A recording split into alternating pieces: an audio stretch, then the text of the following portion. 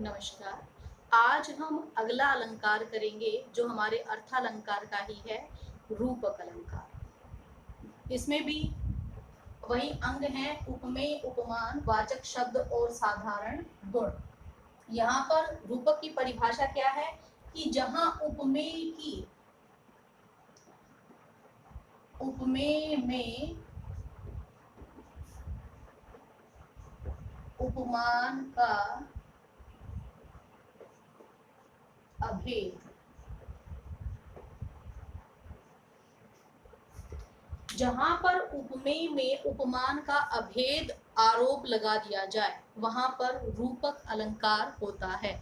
मतलब वहां पर जो उपमेय हमारी साधारण वस्तु है वो साधारण वस्तु उपमान के रूप को ही मानो धारण किए हुए है, उनमें अंतर नहीं होता। मानो कि वही चीज बन गई है जिसके साथ हम उसकी समता कर रहे हैं, उसकी गुणों की समानता दिखा रहे हैं।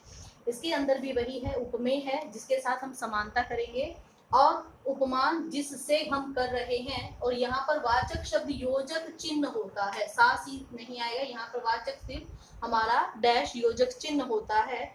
और वही साधारण उसके गुण हैं जिनके आधार पर हम उसका अभेद आरोप कर रहे हैं। उदाहरण के रूप में जैसे चरण, कमल, बंदो, हरि,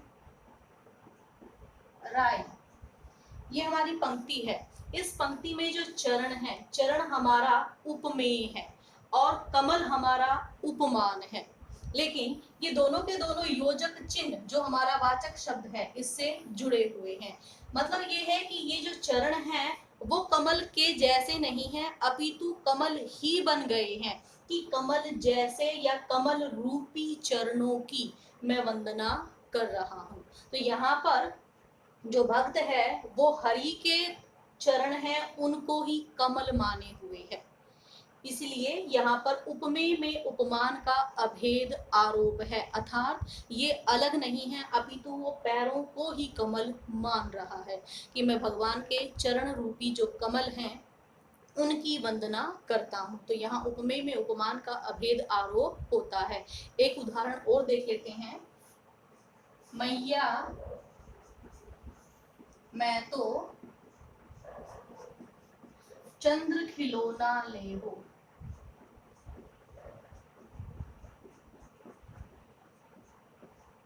खिलौना ले हूं।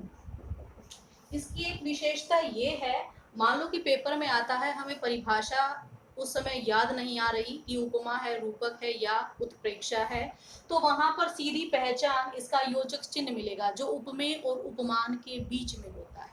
हमारे दोनों उदाहरणों में आया है, उपमेय और उपमान दोनों के बीच में योजक चिन्ह है। चंद्र खिलौना, ये भी चंद्र है हमारा, यहाँ पर उपमान है और खिलौना हमारा उपमेय है, इनके बीच में योजक चिन्ह है। इस चिन्ह को पहचान के भी विद्यार्थी सीधा इसका उत्तर रूपक अलंकार दे सकते हैं। तो इसमें क्या है कि जो कृष्ण है वो कह रहे हैं कि माँ मैं तो चंद्रमा रूपी खिलौना लूंगा, क्योंकि यहाँ पर उसने चंद्रमा को अलग नहीं माना है या खिलौने जैसा चंद्रमा नहीं कहा है, अपितु उसके लिए चंद्रमा ही एक खिलौना है। उसने खिलौने का आरोप कर दिया है चांद के ऊपर, इसलिए यहाँ पर उपमेय में उपमान का अभेद आरोप है। तो ये हमारा रूपक का उदाहरण है।